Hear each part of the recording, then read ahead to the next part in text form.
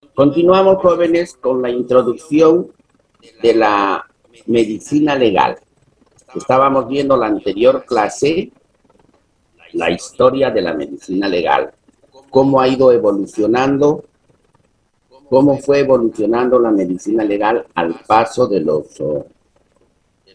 años. Y ahora vamos a estudiar la historia de la medicina legal en Bolivia. En 1568, el rey Felipe II de España crea el protomedicato en Lima, en Buenos Aires, Chuquisaca, porque Chuquisaca, el departamento de Chuquisaca, pertenecía en el 1500 a lo que es toda el área de la Argentina y Bolivia, y todo Perú, estaba todo unido en ese tiempo. ¿Recuerdan por la historia? Entre las atribuciones de este protomedicato estaban, lo que nos interesa a nosotros, autorizar la práctica médica a curanderos, empíricos, comadronas, para casos urgentes de diligencias judiciales. Para casos urgentes o diligencias judiciales, ya en el 1500. Dar licencia para curar enfermedades determinadas. Cuidar de que los médicos no vendan drogas ni tengan boticas en sus casas. La botica, recuerdan, era la farmacia. En el 1500, 1600, 1700, los médicos realizaban el preparado magistral. O sea que preparaban, le mandaban la receta, le prescribían la receta al bioquímico, al farmacéutico, al dueño de la botica, y le decían aceite de gliceril, guayacol, éter, y era un jarabe para la tos. Entonces era el preparado magistral. Los médicos no tenían permiso para vender medicamentos, ni tener farmacias o boticas en su casa. Ni celebren pacto alguno con boticarios. Es lo que sucede en nuestro medio, mis queridos alumnos, que ustedes ya son, como les he dicho varias veces, casi médicos, y van a aprender que, por ejemplo, un laboratorio clínico se va a acercar donde ustedes y le va a decir: doctora Stephanie Canseco, vengo del laboratorio clínico La Salud, y le vengo a proponer que por favor usted nos mande pacientes para exámenes de laboratorio. Que en los exámenes de laboratorio, de todos los exámenes de laboratorio, cada fin de mes, doctora Stephanie, le vamos a enviar el 20% de todo lo que usted nos ha mandado. Entonces, ¿qué sucede con nuestro profesional médico, nuestros colegas médicos? Porque sucede, queridos alumnos, y les va a suceder a ustedes. Empieza la doctora Stephanie, es una suposición, ¿no, Stephanie? Empieza la doctora a solicitar exámenes de laboratorio que no corresponden al paciente. Por ejemplo, un paciente que no tiene síntomas de diabetes mellitus, le solicita hemoglobina glicosilada, que es cara. ¿Para qué? Para aumentar su porcentaje que le va a llegar a fin de mes. Eso está dentro de la mala praxis. Si se demuestra, entonces van a ser sujetos a mala praxis, queridos alumnos. Lo mismo con los y las visitadoras médicas y visitadores médicos. Habrán visto que las visitadoras son señoritas muy simpáticas, muy alegres, que nos hablan a los médicos como nos hablan las caseras en el mercado. Cuando vamos al mercado nos tratan muy bien, mejor que en nuestra casa. Nos dicen: papito lindo, amorcito, vení, te voy a atender. Entonces uno prefiere ir al mercado que a su casa. Y lo mismo para las señoritas, hay visitadores médicos muy simpáticos que se acercan, les hablan muy bien y nos ofrecen medicamentos. Ahora no voy a hablar para ningún laboratorio ni voy a mencionar el nombre, pero hay medicamentos En la farmacia valen 18 bolivianos, pero en otros laboratorios valen 110 bolivianos. Todo dependerá, decimos, de la calidad del medicamento, de acuerdo. Los medicamentos que tenemos en el seguro de salud, ¿cuánto les llega a costar al gobierno? Hablemos de la ciprofloxacina. La ciprofloxacina, el gobierno la compra a un costo de 0.30 centavos. Lo que las ciprofloxacinas de nuestros laboratorios bolivianos llegan a costar unos 4 a 5 bolivianos cada una. Dependerá mucho la calidad del medicamento. Cuando ustedes estén ejerciendo su profesión, entonces van a ver eso.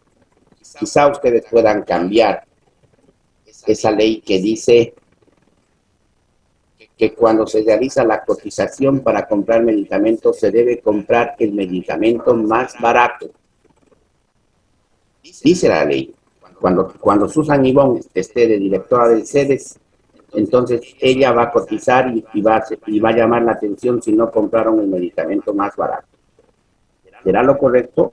Eso ya lo dejo a opinión de ustedes, ¿no? Los líderes que van a estar a cargo de todos nosotros, tendrán que ver esa parte. Pero es prohibido que los médicos vendan drogas o tengan sus boticas o sus farmacias. ¿Quién es el encargado de administrar la farmacia? El farmacéutico. Como el farmacéutico no está habilitado para prescribir medicamentos. El farmacéutico, el bioquímico farmacéutico está habilitado para expender los medicamentos. Adelante, Bernardo, ¿qué nos dice? Doctor, en Bolivia hoy en día no se practica esa ley, se puede decir, ¿no? Porque hay médicos, enfermeras, específicamente más es médicos y enfermeras los que tienen una o dos farmacias, por decir, en la ciudad que los bioquímicos farmacéuticos. Y sobre las recetas también en las farmacias es venta libre en su mayoría.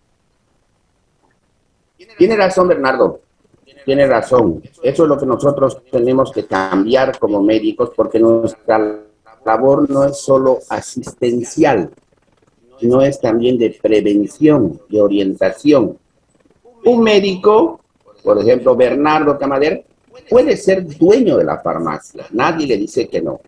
Él puede comprarse una farmacia, pero debe contratar personal especializado para dirigir su farmacia. Debe contratar un farmacéutico, debe contratar un contador, un administrador, etcétera, etcétera. Él no puede ponerse a vender medicamentos porque no es su función. Desde el 1500 se ha prohibido eso. Hasta ahora no puedo agarrar y poner mi consultorio en la farmacia. No porque yo sea médico voy a estar en la farmacia y voy a estar haciendo consulta en la farmacia porque es mi farmacia. Debo atender al paciente dentro de las normas. O es que en la farmacia le voy a examinar, le voy a escuchar los pulmones, voy a palpar el abdomen, etcétera, etcétera. ¿Qué hace la farmacéutica? Llega la jovencita de 14 años y le dice a la farmacéutica: doctorita, por favor, véndame algo para el dolor de estómago para mi hermanito que tiene 6 años, le está doliendo muy fuerte el estómago. Ah, ya, muy bien. Entonces la farmacéutica le dice: dele Viadil, con esto le va a calmar. Y va a la jovencita, le da el Viadil al niño de 6 años, obviamente es un antiespasmódico, analgésico y le calma el dolor en un proceso apendicular, de apendicitis. ¿Ya han llevado gastroenterología o todavía no, jóvenes? ¿Ya llevaron? Todavía, doctor. Todavía no. Bueno, como no llevaron todavía, entonces les enseño que el dolor abdominal, hasta no tener un diagnóstico, no se calma. Porque ¿qué vamos a hacer si un paciente tiene un dolor en la fosa ilíaca derecha? Suponemos que es una apendicitis. Le calmamos el dolor y el proceso de infección continúa y puede presentarse una peritonitis. Puede reventar el apéndice y infectar todo el abdomen, solamente porque nosotros hemos calmado el dolor. Entonces, para examinar y diagnosticar una apendicitis, tengo que ver signo de Chuto, signo de Rosbin, de Plumber, ver el punto de McBurney, si hay o no el signo de McBurney. ¿Y eso cómo lo voy a hacer? Palpando el abdomen. Y en la farmacia voy a palpar el abdomen, ¿no? Estoy parado detrás del mostrador y le estoy hablando al paciente. Entonces, nos tomamos ese tiempo para que no cometamos ese error. ¿Alguna participación de alguien más? Muy bien, seguimos entonces. Aquí hay una fotografía del protomedicato donde permite a los curanderos, permite a las comadronas realizar actividad. No me preguntaron, pero si usted, doctor, dice que no se debe hacer una función para la cual no estamos capacitados, porque permiten a una comadrona atender el parto. Ahí está la disyuntiva. Ahí está lo que nosotros decimos en medicina: 1 más 1 no es 2. Puede ser 3 o 4, ¿no es cierto? Entonces, hay situaciones en las que hay excepciones en medicina. Hablemos de eso para que no se nos vaya esa idea. En el lugar donde no exista la persona capacitada, el perito, en realizar una actividad en salud, dice la ley ahora que lo puede ejercer esa función la persona que tenga mayor pericia en el área. Si estamos en una comunidad, en el TIPNIS, no hay médico, no hay enfermera, pero sí hay una comadrona, esta comadrona tiene el permiso para atender el parto que se ha presentado. Entonces la ley le puede eximir de alguna iatrogenia que cometa esta comadrona, que muchos de nosotros cometemos, lo hacemos por falta de conocimiento. Falta de conocimiento, ¿no? Muchos aprendemos de nuestros errores. Tenía yo una paciente en Puerto Vallivian aquí, cuando yo recién llegué a trabajar, que estaba con metrorragia, después de un parto. Me llamaron porque yo trabajaba en la Loma, fui donde la paciente tenía abundante metrorragia. Entonces, ¿qué había que hacer? ¿Qué dice el protocolo de atención? La placenta no había sido expulsada y ya tenía 14 horas de que no fue expulsada. Entonces, realicé extracción manual de la placenta en su domicilio. Y luego le comenté a mi profesor de ginecología y casi me cuelga. La extracción manual de la placenta debe realizarse en el hospital, porque puede producir muerte súbita, paro respiratorio súbito. Y si eso sucedía, ¿cómo hubiese podido aliviar a la paciente, atender a la paciente? Entonces, cometemos errores, todos. Por eso es que voy a tratar ahora de enseñarles lo mejor que pueda para que ustedes no cometan esos actos que pueden ocasionar en mala praxis. ¿Está claro, no? Paso entonces. En la época republicana, los cirujanos mayores, sale una resolución ministerial del 26 de junio, ahora de 1800, mediante la cual se combina a los médicos cirujanos y de ejercicio a colaborar en la impartición de la justicia. No había médicos forenses. Entonces los médicos cirujanos son conminados por ley a colaborar en la impartición de la justicia, por ley. La ley nos va a obligar, queridos alumnos, a realizar actuaciones médico-legales, judiciales, cuando seamos solicitados por el fiscal o por el juez. ¿Está comprendida esa parte? ¿Sí? Pongamos un ejemplo más. Ustedes trabajan en el Hospital de Magdalena.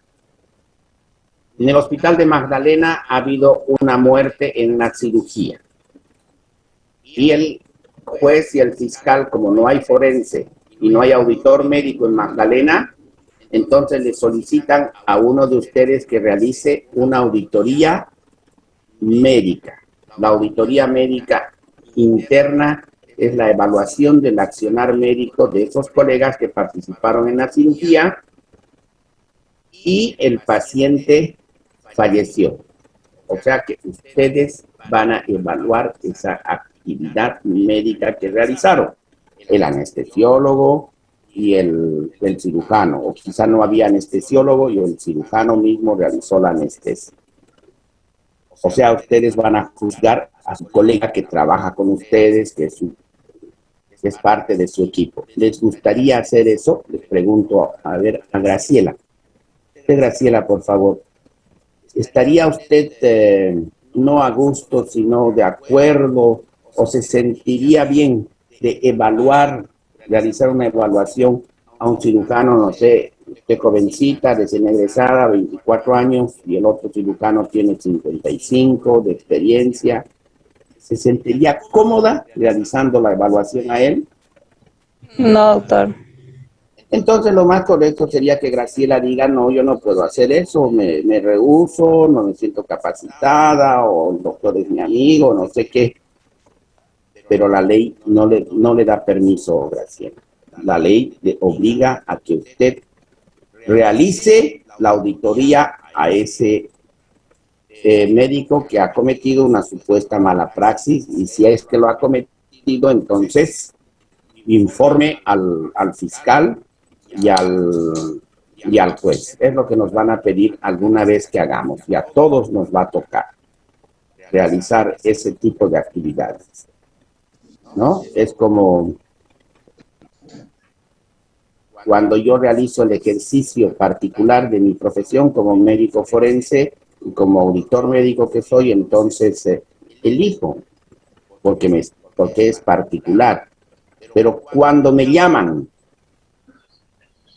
conminado por el juez o el fiscal o el director del CEDES, entonces tengo que realizar esa actividad, me guste o no. Y eso les enseño a ustedes, van a tener que realizar. ¿Y cómo lo van a hacer? Háganlo siguiendo las normas y protocolos.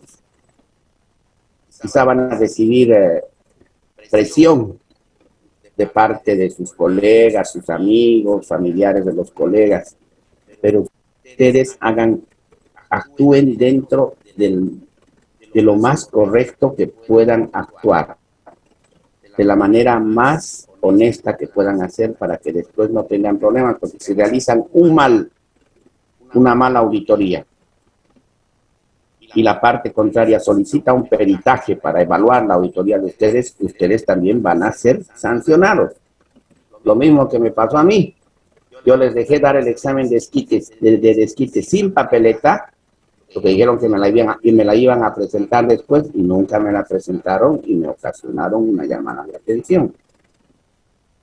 Entonces, eso les enseño, queridos alumnos. Y la ley del 4 de diciembre de 1893 crea los tribunales médicos que evaluaban el correcto accionar de los otros médicos que estaban siendo sujetos a una denuncia por mala praxis. Estamos entendiendo hasta aquí, ¿no? Vamos a quedar en esta diapositiva, queridos alumnos, para cambiar de Zoom.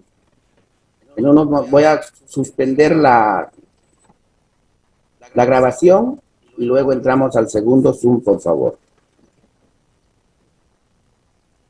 Entonces voy a sacar una foto. Va a salir en la foto Eliana, Mauricio y Geraldine.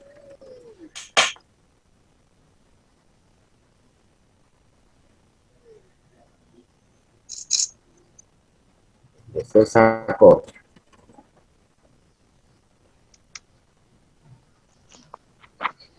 Muy bien, voy a buscar mi... No lo encuentro. Ya lo encontré. Digamos, estamos viendo la historia de la medicina legal, ¿no?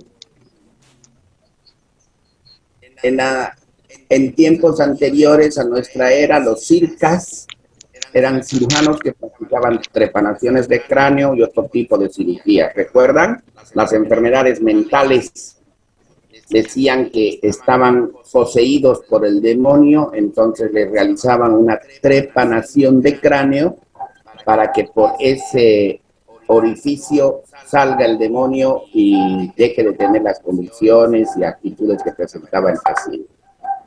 El Kara Riziri era un médico curandero que tenía sus poderes tras extraer energía de las personas, supuestamente, ¿no? En cambio, el Kayawaya es un médico que curaba y todavía cura con ciencia y prevención. Tenemos médicos Kayawayas certificados por el Ministerio de Salud, que utilizan especialmente las plantas para la curación.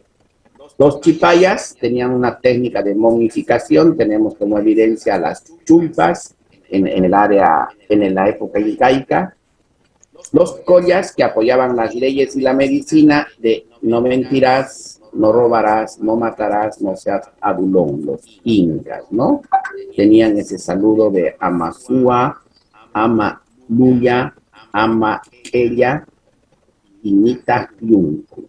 O sea que ellos no decían buenos días ni buenas tardes, sino que pregonaban este tipo de actuación que todos nosotros debemos tener. Los quechuas empiezan a dar origen a la toxicología en Bolivia, al igual que el pueblo guaraní, utilizando las plantas para curar las enfermedades. En 1568, el rey Felipe II de España crea el protomedicato. Ya hemos hablado del protomedicato, que dice que se debe imponer a los médicos titulares autorizar a los curanderos empíricos y comadronas para casos urgentes y diligencias judiciales. O sea que no podemos eludir esa responsabilidad cuando nos soliciten los que imparten justicia, fiscales, jueces, etcétera, que nosotros actuemos subsanando las dudas que ellos tengan de algún hecho delictivo o hecho violento que se haya producido. En 1834 se ampliaron para dar licencia a los oficiales de sanidad, a los sangradores, a clasificar y juzgar los delitos profesionales. Hablemos del certificado médico de defunción. ¿Quiénes otorgan el certificado médico de defunción? Van a tener esa duda ustedes cuando estén trabajando. Vamos a suponer que Kleider Jimena Guasase trabaja como médico en el Centro de Salud de Pompeya, en la zona de Villa Corina, en nuestra ciudad. Ingresa a trabajar a las 7:30 y a las 8 menos cuarto llega una familia, 2 personas, y le dicen: doctora Kleider, venimos a solicitarle que por favor nos dé certificado de defunción de mi abuelito que falleció anoche. A las 5 de la mañana fuimos a darle su desayuno y él no despertó y está muerto. Entonces Kleider dice: no es mi función. Lo tiene que hacer el certificado, lo tiene que hacer el médico forense de la fiscalía, porque él, aquí en la ciudad, tenemos médico forense. Entonces, por favor, que vaya al médico forense. ¿Qué dice usted, Kleider? ¿Está bien lo que les va a decir usted o lo que les dice? Supuestamente, obviamente, ¿no? ¿O qué tendría que hacer? En ese caso, doctor, está bien, pero lo que mayormente yo he visto en los centros de salud es que el doctor nomás le otorga nomás el certificado de defunción. ¿Usted ha visto esa situación? Sí, he visto, por ejemplo, he visto que ha fallecido y directo se dirigen al centro de salud y el médico que está ahí, que es jefe de médico, le otorga, le dice al médico que lo ha recibido, que le dé el certificado de defunción. He visto varias veces que hacen eso. ¿Ha visto que el médico va y evalúa el cadáver del fallecido? No le pregunta al paciente a qué hora falleció, todo eso, y qué tenía, todas esas cositas. Bueno, mis queridos alumnos, lamentablemente estamos grabando y estamos teniendo una evidencia del actuar de algunos de nuestros colegas, que está bien y que está mal. ¿Qué está bien? Lo correcto sería derivar a un especialista, porque No, por esto no es que se derive al especialista. Ahora la ley ha cambiado. En antiguos manuales dice que es el médico forense el que debe ir a evaluar esa muerte domiciliaria. Pero ahora, recientemente, la ley ha cambiado. Por eso es que les voy a pasar la norma actualizada al grupo cuando nos llegue el momento, ¿no? Solamente ahora estoy utilizando de ejemplo en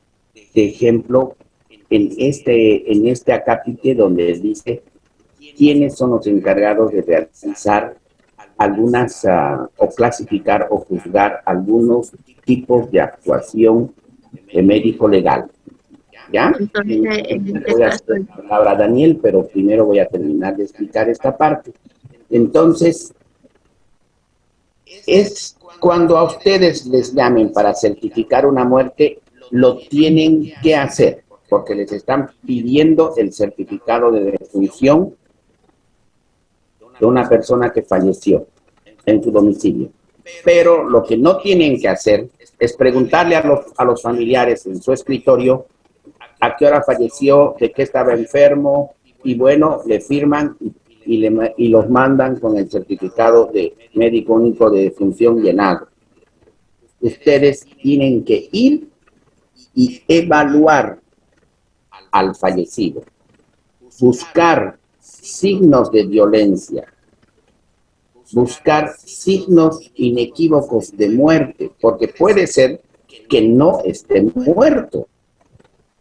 Los familiares no tienen la capacitación para determinar y evaluar los signos inequívocos de muerte y ver si el paciente ha fallecido o no. En una oportunidad me trajeron de la comunidad a La Loma también un paciente que estaba muerto y que yo les ayude a trasladarlo a la ciudad. Lo trajeron en un pontón. Ya lo habían velado y cuando lo examinó el paciente tenía signos vitales. Lo llevamos al hospital, reaccionó y llegó a cobrar todavía su bonosol. Falleció al año siguiente. Pero se producen esos errores, por eso les comento las experiencias. Ahora, ustedes tienen que ir como médicos profesionales, ya que trabajan en un área determinada, y certificar la muerte del paciente para dar el certificado de defunción. Buscan signos de violencia. Si hay signos de violencia, no sé, por decirles, hay un surco equimótico a nivel del cuello, o hay signos de equimosis que posiblemente corresponden a pulgares a nivel del cuello, o hay petequias a nivel de los ojos que nos demuestran que el paciente ha fallecido por asfixia, ahí paran su evaluación, indican que debe ser evaluado ahora sí por el médico forense porque hay signos de muerte violenta. Pero es obligación de ustedes certificar la muerte y extender el certificado de defunción. Ya lo que quería llegar, si no hay médico en la comunidad, entonces el encargado de llenar el certificado de defunción será el RPS, el responsable popular de salud, o en su defecto, el auxiliar de enfermería que trabaja en la comunidad, o en su defecto, el corregidor de la comunidad podrá llenar el certificado de defunción y si es necesario después se podrá hacer una necropsia para ver y averiguar si es que la muerte fue violenta. Entonces, eso quiero que aprendan, por favor, ahora. Entonces, ¿quién puede llenar? Los que tengan mayor pericia en el área o las autoridades de esa comunidad, hablando de lugares inaccesibles donde no hay médico, por ejemplo.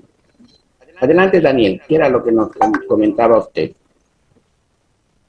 Doctor, era por el tema de que si el médico que le habían invitado a hacer, o sea, a ver el cadáver de una familia, es cuando, si es un paciente al cual es atendido por el médico, él sabe que es una persona mayor, él sabe que es una persona que ya está con una enfermedad terminal, entonces sí, ese médico puede ir y hacer el informe médico forense. Pero si no es, digamos, un paciente, es un pariente que ha fallecido y se nota, puede ser por asfixia, puede ser por violencia familiar y demás cosas, entonces el médico no tiene tuición en eso, sino el forense, el especialista, el jurídico. Sí, esa duda teníamos hace apenas un tiempo, hace unos meses. Ahora, como les digo, la norma ha cambiado. Tenemos un médico de la comunidad del área, conoce a todos sus pacientes, sabe que un determinado viejito, una persona de la tercera edad está muy enfermo, que tiene cáncer terminal de pulmón y va a fallecer. Entonces, a él debe ir a realizarle y llenar el certificado médico único de defunción. Pero, pongamos otro ejemplo para que comprendamos mejor. A una casa llega una persona, no sé, de unos 55 años y amanece muerto. Pero esa persona que llegó de Santa Cruz no es paciente del centro de salud que atienda toda el área geográfica, el médico y la enfermera no lo conocen. ¿Quién debe llenar el certificado médico? El profesional en salud que corresponde al área. Si falleció, hablando de la compañera Kleider, si no me equivoco, que trabajaba en el centro de salud de Pompeya, y el paciente vive o falleció en Avenida Beni, pero la doctora Kleider no lo conocía, no lo vio nunca ese paciente. ¿Debe llenar ella el certificado de defunción? Sí. Debe ir la doctora, evaluar, hacer todo el protocolo que les voy a enseñar yo para la evaluación de que si hubo o no muerte violenta y luego llenar el certificado de defunción. No puede llamar al forense para realizar esa actividad. Mejor dicho, no debe llamar al forense para realizar esa actividad. Y el forense está perfectamente capacitado y se va a negar a llenar el certificado de defunción. Son ustedes. Por eso es que les voy a enseñar perfectamente a llenar el certificado de defunción y a evaluar si es que hubo o no muerte violenta. Y si no son ustedes, por eso les estaba explicando, quizá lo va a llenar el auxiliar de enfermería o en su defecto el RPS de la comunidad cuando no haya médico. Les repito, si encuentran signos de muerte violenta, detienen el proceso que están haciendo, informan que hay signos de muerte violenta y lo llena el forense. Porque puede ser que la persona enferma llegó de Santa Cruz, que nunca vivía en la casa con esa familia, y los familiares de Santa Cruz, cansados y aburridos de atenderlo porque tiene una enfermedad terminal, lo mandaron aquí a Trinidad, y aquí, en la ciudad de Trinidad, la familia lo ayudó a morir. Lo asfixiaron con la almohada. ¿Para qué? Para no tener el afán de atenderlo, porque es muy difícil atender a un enfermo terminal. Ha sucedido muchas veces. Entonces, por eso les enseño el correcto actuar que deben tener ustedes. ¿Alguna otra pregunta? Entonces, Windsor. Adelante, Windsor. ¿Qué nos dice? Digamos, si yo soy un médico que me encuentra en la comunidad atendiendo en un centro y estoy llenando el certificado médico de disfunción y encuentro signos de violencia en el paciente, al momento no se encuentra médico forense disponible o en el área, yo me detengo a realizar el certificado o continúo. No. Si usted encontró signos de muerte violenta, pero no hay médico forense en el área, entonces usted suspende el llenado del certificado médico único de defunción y llena un acápite que, si no me equivoco, es el número 8, donde dice que hay signos de muerte violenta y solicita evaluación por médico forense. Y ya no termina de llenar el certificado. Y lo deja así. Si los familiares desean, lo entierran al paciente.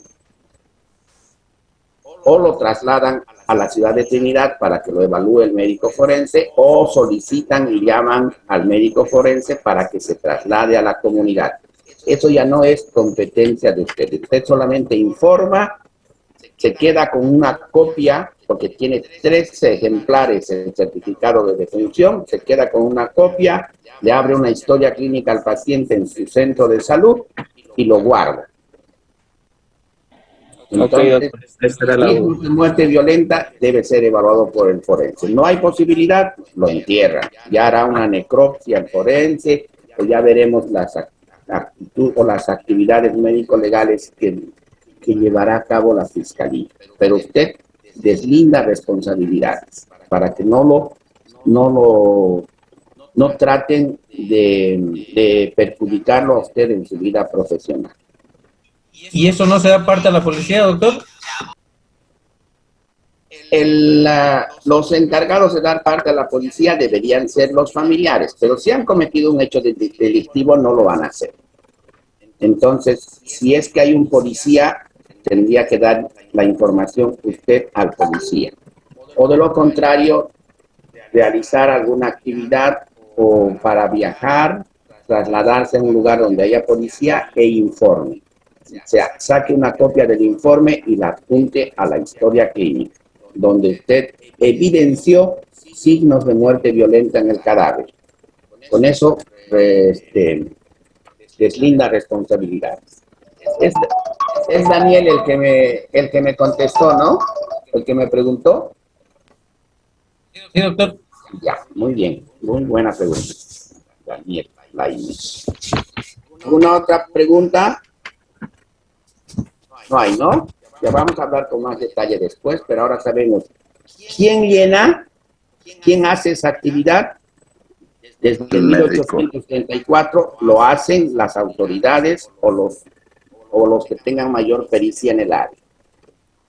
Ahora, en el anuario de la Corte Suprema de Justicia de la Nación de 1893, página 324 del 4 de diciembre, el presidente de la República, don Mariano Baptista, crea los tribunales médicos, tribunales que evaluaban el correcto accionar de los médicos.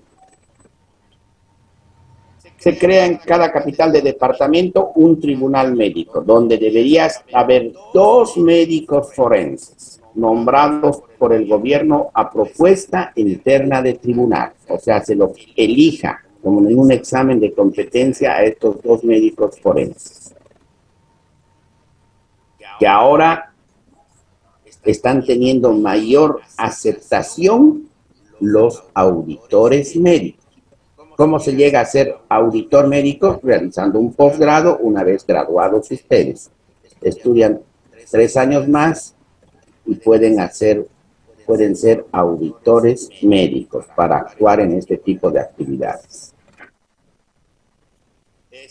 Esta ley se mantuvo y es posible leer ahora en el decreto reglamentario del 26 de febrero de 1908 que dice en el artículo 1: en cada capital de departamento habrá 2 médicos forenses, nombrados por el Ministerio de Justicia, para los reconocimientos médico-legales.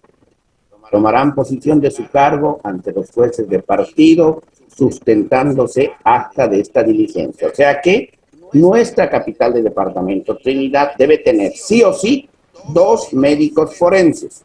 ¿Alguien sabe cuántos médicos forenses tenemos ahora en la fiscalía? Nadie. 1.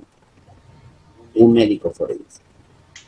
Hay una acefalía en el cargo de médico forense en la fiscalía.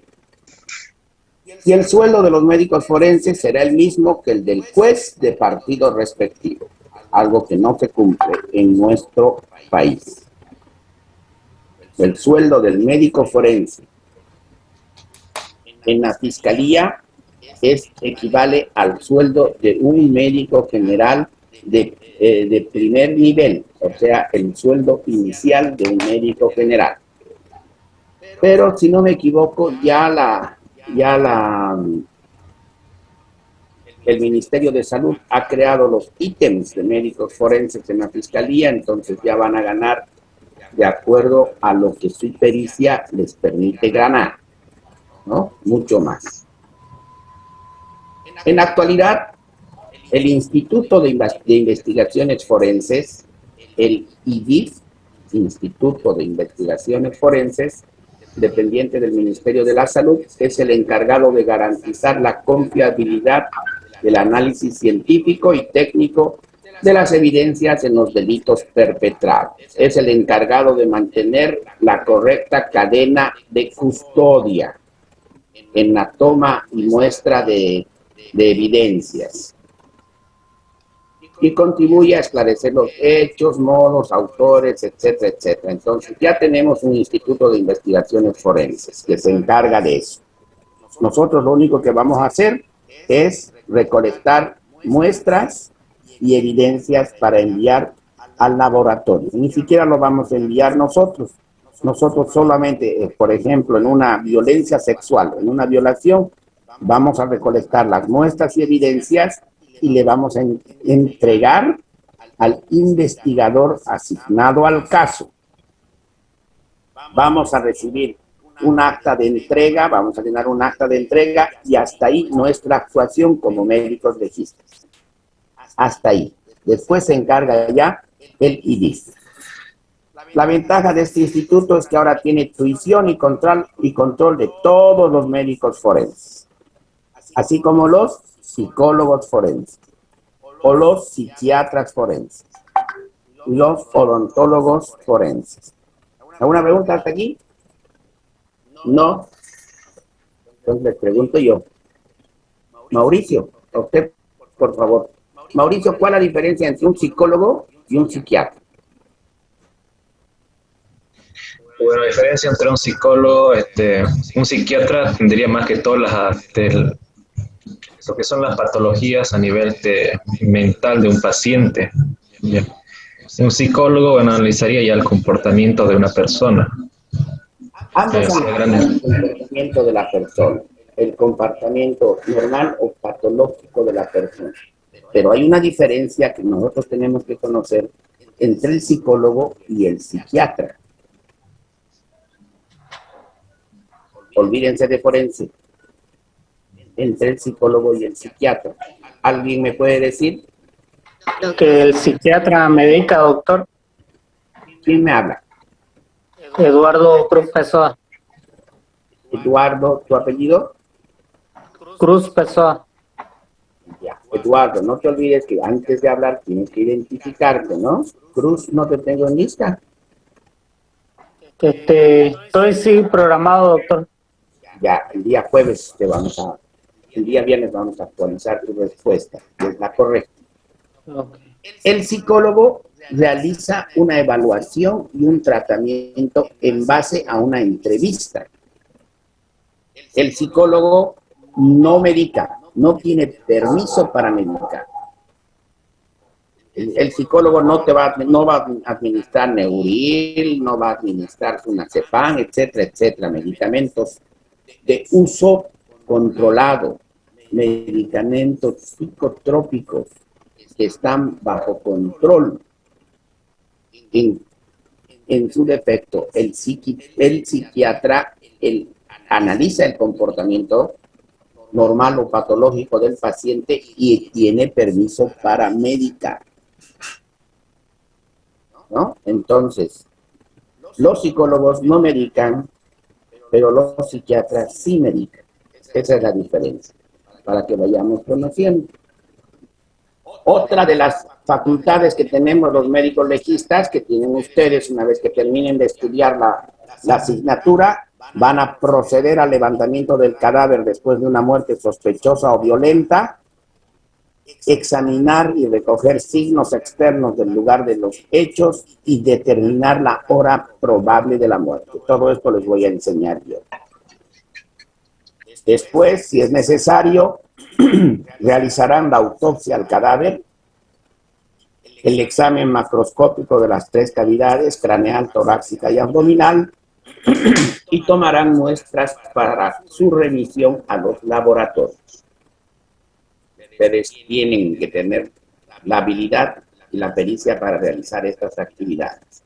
Y el dictamen pericial del médico legista, el dictamen que van a hacer ustedes, el informe, es de tal importancia que casi siempre de él depende a menudo la libertad o la detención de una persona, además de su libertad, su situación económica, su honor, su capacidad y otros. O sea que depende del informe que ustedes hagan para que se realice o no la sentencia o la acusación al imputado, al supuesto agresor, al supuesto perpetrador del hecho que se ha presentado. Por ejemplo, un hecho de tránsito, etcétera, etcétera. Entonces, es muy importante el informe que ustedes hagan. Lo hacen mal, la defensa o la parte acusadora puede solicitar un peritaje de su informe. Y si ustedes lo hicieron mal, entonces van a ser sujetos a un juicio por mala praxis, por impericia, porque no hicieron el informe correctamente como debía de ser. Por eso es que no pueden equivocarse, queridos alumnos. Pueden hacer quizá un informe mal hecho, sin llevar los protocolos que les voy a enseñar, y luego ser sujetos a una evaluación de un perito forense o un perito auditor que les va a cuestionar su actividad y sean pues también ustedes denunciados por mala praxis. Imagínense cómo es nuestra profesión de ingrata, ¿no? Tratamos de hacer lo mejor que podemos dentro de lo que podemos, y si lo hacemos mal, nos sancionan. Así es. Nosotros elegimos esta profesión. La división, la medicina legal se divide en medicina legal general y medicina legal especial. La medicina legal general en deontología médica, la deontología médica estudia los deberes de los médicos, el ejercicio legal de la profesión, la ética médica, el secreto profesional, la confidencialidad médica, investiga la formación médica, si efectivamente ustedes están capacitados para realizar un acto médico o no. La deontología médica. Esta deontología médica está en el reglamento del colegio médico. O sea que estamos obligados a estar correctamente capacitados, por ejemplo, para diagnosticar una enfermedad respiratoria, diagnosticar una tuberculosis y tratar la tuberculosis. Está dentro de nuestra formación. Y también a realizar una adecuada evaluación, por ejemplo, de una violencia sexual, una violación a una persona. Está dentro del reglamento. Está dentro de la Constitución Política del Estado. O sea que podemos ser sancionados administrativa y penalmente si no lo hacemos bien. La disciología médica estudia los derechos del médico. También, además de los deberes que tenemos también derechos. Hay una medicina legal especial, que es la obstetricia y la ginecología, trata del embarazo y todas sus secuencias. Bernardo, adelante. Doctor, usted también nos va a enseñar acerca sobre los derechos del médico, ¿verdad? Claro, los derechos y los Más deberes. adelante. Les voy a dar una tarea de investigación para que los que deseen mejorar su nota o aumentar, nos den una magistral de deberes y derechos del médico. Ya vamos a aprovechar esto para hacer alguna práctica. Cuando estemos pasando práctica, o sea que los que deseen, solamente 4 se pueden anotar, los 4 primeros que me envíen al grupo. Y lo vamos a hacer cuando hagamos práctica, dentro de 1 mes y medio aproximadamente, para que todos conozcamos cuáles son nuestros derechos y nuestros deberes. Muy bien, Bernardo. Seguimos entonces. Traumatología médica, las lesiones producidas en el cuerpo, ¿no? La medicina legal especial. Otra medicina legal especial, hay una subespecialidad de la medicina forense, la asfixiología, que trata de las asfixias, de la sofocación, el ahorcamiento o la estrangulación. 4 términos diferentes que vamos a aprender nosotros. La toxicología médico-legal, todo lo que se refiere a la toxicidad, todo lo que está relacionado con los venenos, todo lo que está relacionado, por ejemplo, con una sobredosificación médica, etcétera, etcétera. Un uso incorrecto de los antibióticos, por ejemplo, en los niños. A la mayoría de ustedes les he enseñado a sacar la dosis kilogramo peso, ¿no es cierto? En los pequeños, en los niños que tienen menos de 25 kilos. Entonces, por eso les enseñé, para que no realicen sobredosificación. La tanatología médica se refiere a el estudio de la muerte, o qué fue lo que produjo la muerte, ¿no? Hay médicos forenses, especialistas en tanatología, médicos forenses, especialistas en asfixiología o toxicología legal. Es lo que, por ejemplo, salen ustedes médicos y se especializan en pediatría. Pero después de especializarse en pediatría, realizan una subespecialidad en neonatología, otros 3 años. Y también pueden especializarse otra vez en neonatología internista, por ejemplo. Otra subespecialidad, lo que aumenta su capacidad,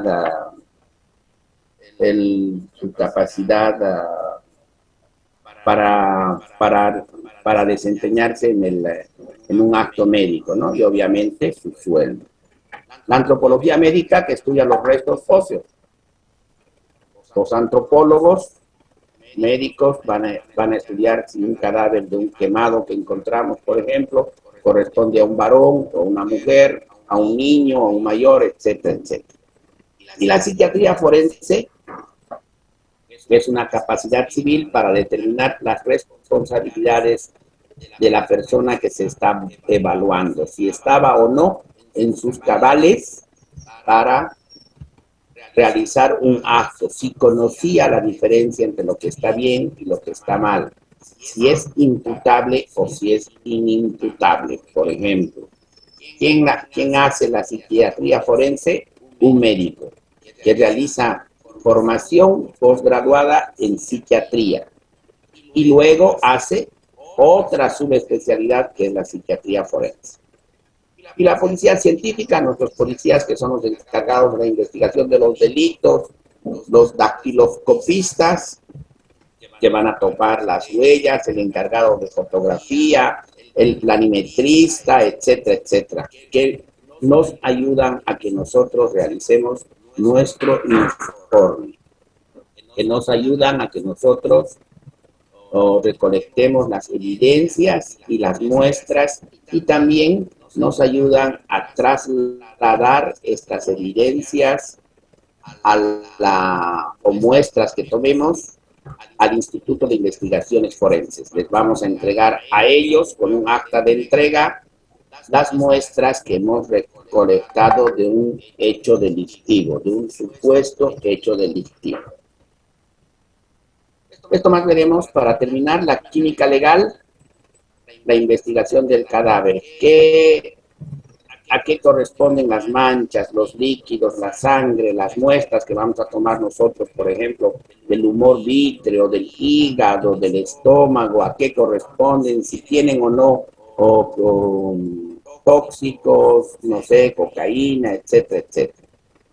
y la odontología médico-legal, que es la investigación por medio de la dentadura en los cadáveres destrozados. O sea, deberíamos tener un registro de los dientes, pero que todavía no lo tenemos. No tenemos muy pocos odontólogos forenses. Vamos a quedar aquí en este concepto que es importante. Es la última diapositiva del primer tema y el día viernes continuamos con el segundo tema. Esto lo vamos a analizar y lo vamos a aprender con detalle. ¿Qué es la medicina legal? Muy bien, queridos alumnos. Entonces, nos vemos el día viernes. Por favor, no olviden de programarse los que no están programados para que los tomen en cuenta. Hasta luego. Okay.